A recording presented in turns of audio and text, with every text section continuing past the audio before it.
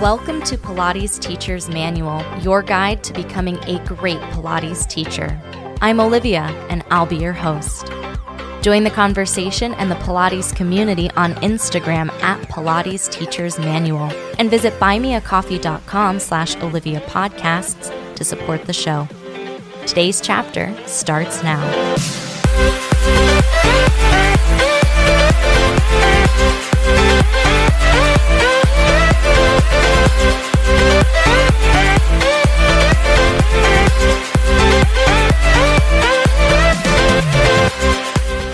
Hello, everybody. Welcome back to the podcast. Today, we will be exploring the component of speed in our Pilates practice. We'll look at the pros and cons of moving slowly and quickly. We'll look at how speed relates to the Pilates principle of flow, how we learn things, and how speed factors into where we are in the overall proficiency of a movement. And as always, coming back to what our goal is for our Pilates practice and how speed might factor in to that.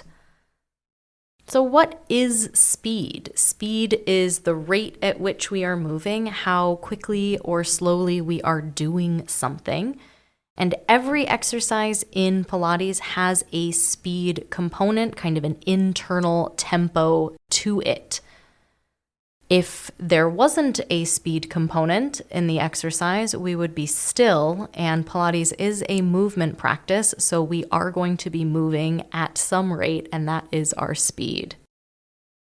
There are many ways to approach the Pilates exercises, many ways to approach Pilates in general, and a common way that our Pilates journey starts, how a lot of us are introduced to Pilates, is by moving in a smaller range of movement, often in a slower and more controlled way. That the emphasis is on the control and the slow, methodical execution of a movement. So that might be where a lot of us start in our Pilates practice, but is moving slower better? Let's talk about it. Let's see. It is great when you're learning something to move slowly. We have to learn how to walk before we can run. We have to understand how to do something or even what we're doing before we can do anything quickly. And that goes for literally learning all things, whether it's a musical instrument or a Pilates exercise or learning a language. Moving slowly can be a good thing. It can increase the challenge of an exercise because the slower we move, the more time under tension we have for our muscles. So imagine doing a push-up at a regular speed. You're lowering down, you're pressing back up. If we were to move slowly, maybe it takes 10 seconds to bend our elbows when we lower ourselves down, and it takes 10 seconds to straighten our arms again.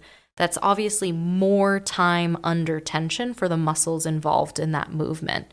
And that's clearly more difficult than moving at a regular speed, not even quickly, just like a regular speed push-up.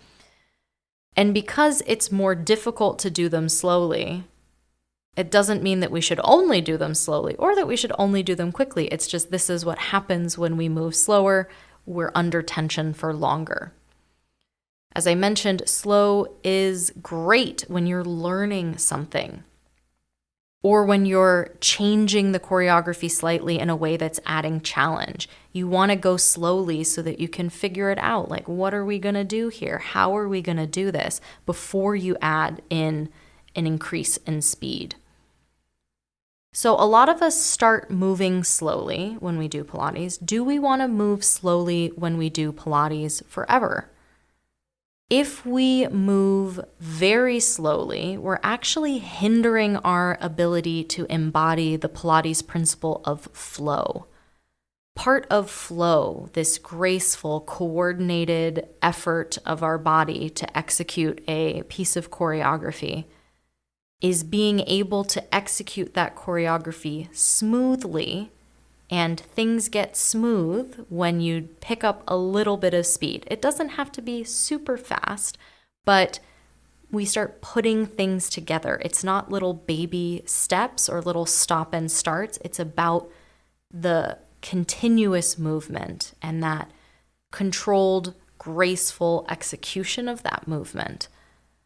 So it doesn't mean that we're moving so fast that we're losing control, but we're also not moving so slowly that we are inhibiting the flow either. Like, what is this sweet spot we're talking about? Because moving slowly also has detriments that you may not have thought of. Like, our time is an element. Like, it might be more time under tension to do something slowly, but the slower you perform each exercise, the fewer exercises you're able to do. So sure, maybe rolling up and rolling down to a 10 count or a 20 count or a million count, whatever, is going to be difficult. And it also is just going to take up more time, which is going to eat up time that we could be doing other things, or maybe what we can fit into a class or what we could fit into a workout for ourselves. I've talked about this, spot that is not a set in stone spot, but I think for everyone, where moving artificially slowly is kind of slowing us down, because Pilates exercises have a little bit of a tempo built into them. Like, think of the 100. You're breathing slowly, but you're pumping your arms quickly. Or even something like the roll up or crab, or adding a mountain climber in when you're doing a plank or you're doing pikes on the chair. Like, the fact that we move a little bit faster for some parts of movements is like interesting and engaging and challenging in its own right. And I think if we choose to do every exercise at a same slow speed, we miss out on some of the pros of moving at a faster tempo. This isn't to say that moving faster is better, because there is definitely a speed accuracy trade-off, and there's other pros and cons to moving quickly. So coming up after the break, we'll dive into that.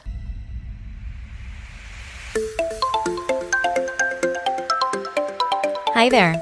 I hope you're enjoying today's chapter so far. There's great stuff coming up after the break too. Be sure to subscribe wherever you're listening and visit buymeacoffee.com/Olivia Podcasts to support the show. There you can make a one-time donation or become a member for as little as $5 a month. Membership comes with some awesome perks, including a shout out in the next episode, a monthly newsletter, a monthly Zoom call with me, and more. You can also visit links.oliviabioni.com/affiliates to check out some sweet deals on products I use and love. Now back to the show.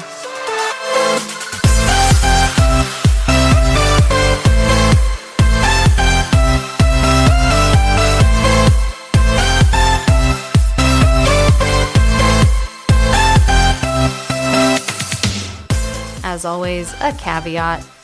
Speed is a spectrum, and I don't want you to think that when I say moving quickly, you think it's moving recklessly or moving without control. Because there is fast, and then there's, uncontrollably fast. We're obviously not trying to do that. And there is a trade-off that we experience, that the faster we do something, the less accurate we can be as we do it. But is accuracy the highest goal of Pilates? I don't know, but it is just a thing that happens, that the faster you go, the less accurate you are. But going faster doesn't mean being rushed, right? So I like to think of Pilates exercises as a sentence. I'm learning to speak Korean, and this is an analogy that makes sense in my brain and my experience as I'm learning a language as well as a movement language like Pilates. So when you first learn a language, whether it's your first language or a second language, you start learning sounds, and like, what sounds do letters make? What sounds do characters make? And then you start learning words, and you start building a vocabulary of words, which are a bunch of sounds put together. And then you start putting those words together to express ideas like a sentence, where you aren't sounding out every character in the sentence. You're putting it together in a way that flows, that allows you to express yourself at a rate that people are also able to comprehend it. Oh my gosh, I just had the thought. Remember when you used to add numbers, or you'd have to click numbers on the phone, like enter this number, and you'd have to enter them fast enough that the computer didn't cut them off? Like it had to recognize that you were typing all of these numbers together, but if you typed them too slowly, it would like lose it and you would get cut off and kicked off the phone. Is that aging myself? But it's the same thing. Like there has to be some flow to the sentence.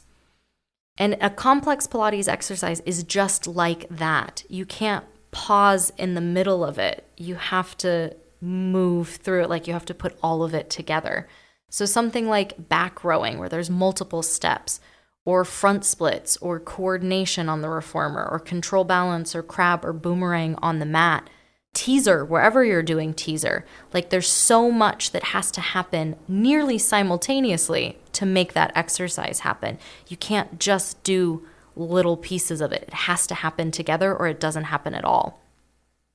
That doesn't mean that as you're learning it, you don't learn the pieces. Like teaser on the reformer is a great one because you have to think about lifting your legs. You have to think about pushing through the spring resistance in the straps. You have to think about doing a roll up while you're lifting your legs. And you can practice all of those pieces, certainly, but to do teaser, you have to do all of those things together at the same time, nearly. And once you learn how things go together, not saying that there isn't value in breaking things down again, but there's also a point that when you know how things go together, when you've put in the work and you've learned the exercise, that you can just do it all together. You don't have to do the little breakdown anymore once you get past the breakdown. I think this happens with our clients as well, especially clients who've been with us for quite a while. We've broken it down for them. They've understood it, they've learned it, they've mastered it, and now they can put it all together. Like we don't need to do every single step once we've figured out how it goes. Just like if you're teaching beginners on the reformer and you're cueing feet and straps and you're got to get people to get their straps on the feet, you might be very detailed when you're teaching someone how to do it. Feet on the foot bar, reach back next to your ears, take the straps off of the pegs, hold them in your hands, press the carriage out with your feet, bend your right knee into your chest, put the long loop over your right foot, keep tension in that right strap as you bend your left knee into your chest, put the left strap on your left foot.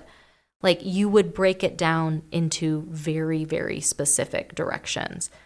But eventually, you should be able to tell people to put their feet in the long straps, and they know how to do that. They don't need that walkthrough again. Moving quickly also brings some challenges, which again, not good or bad, but they do bring challenges. Like you can do more in each class, which means you're doing more in each class, which can challenge your endurance and your stamina. Moving faster makes your heart work harder, so there's some cardiovascular benefits as well. Moving faster can challenge your control. Think about moving faster when you do side kick on the mat. Controlling the momentum of your leg is difficult, especially when it's moving quickly. That can challenge your muscle memory when you move faster and your understanding of the exercise, to have to put everything together, to not break it down, to just go. Baby steps are helpful, but I don't think baby steps are going to be the end game for either our personal practice or when we're teaching Pilates to our clients. And I don't mean this to be a hot take, but I do think that tempo is something that can be really fun to play with. And if we restrain ourselves and only move slowly, we miss out on a lot of fun things that we can do moving quickly. Also, I totally recognize that I might be projecting here because I do have a pet peeve in my yoga practice where teachers will spend a lot of time breaking down the movement of a vinyasa. And a vinyasa in this context is like in a flow class when you do the yoga push-up and then you go to upward facing dog, which is a back bend like swan, and then downward facing dog, which looks kind of like elephant but with a flat back. It happens on a breath and a half, which is faster than most teachers can talk through it. Like it is a very smooth movement that happens really quickly. And when instructors, and we're instructors, like when we slow down our clients to the point where they can't enjoy the flow because we're moving slowly, I think that's kind of a downer. I think we're missing out on something there. Like, I've done thousands and thousands of vinyasas in my life, and I don't need to walk through how to do it anymore. I just want to do it and then do the next thing. So when you're working with clients who maybe have done a Pilates exercise 1.5 million times because they've been working with you for years and years and years, let them do the thing that they know how to do, is my advice. And use tempo as a tool, use moving slowly as a way to learn something new, but don't villainize moving quickly, because when people know how to do a thing, let them do it. And I don't think that you should only move quickly, or that quickly is the goal. And I don't think you should only move slowly, or that slowly is the goal. But I think there is something to be offered in doing every exercise each way, if you can especially share with your clients the concept, like, why are we moving at the speed we're moving? Why are we doing this fast today? Why are we doing this slower? What's going on? I think there's great things about both and lots to explore. I think it always comes down to what your goal is for Pilates. And for me, I teach in a way that hopefully makes my teaching obsolete in the long run. I want my clients to internalize and understand the choreography and move at the right pace for them without my micromanagement of their movements and my cues and my corrections slowing them down. I want my clients to know the exercise and be able to execute the exercise for themselves. And my job as a teacher, the way I see it, is to offer refinements, offer new challenges, and offer little changes to things to help them engage with the exercises more, but never to hold them back.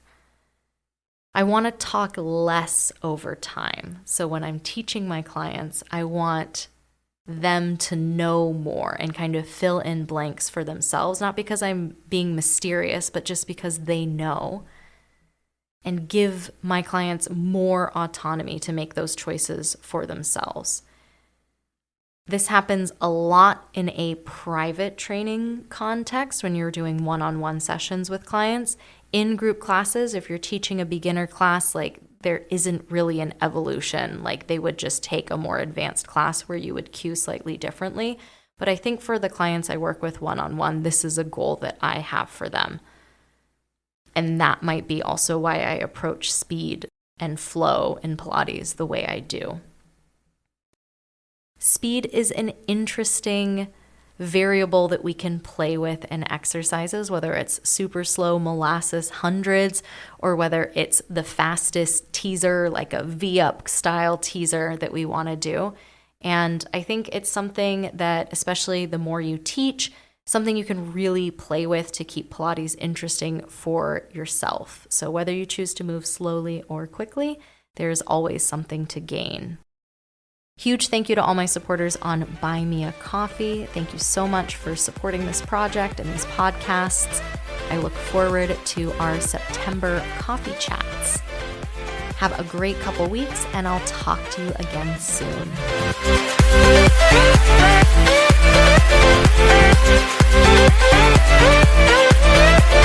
Thanks for listening to this week's chapter of Pilates Teacher's Manual, your guide to becoming a great Pilates teacher. Check out the podcast Instagram at Pilates Teacher's Manual, and be sure to subscribe wherever you listen.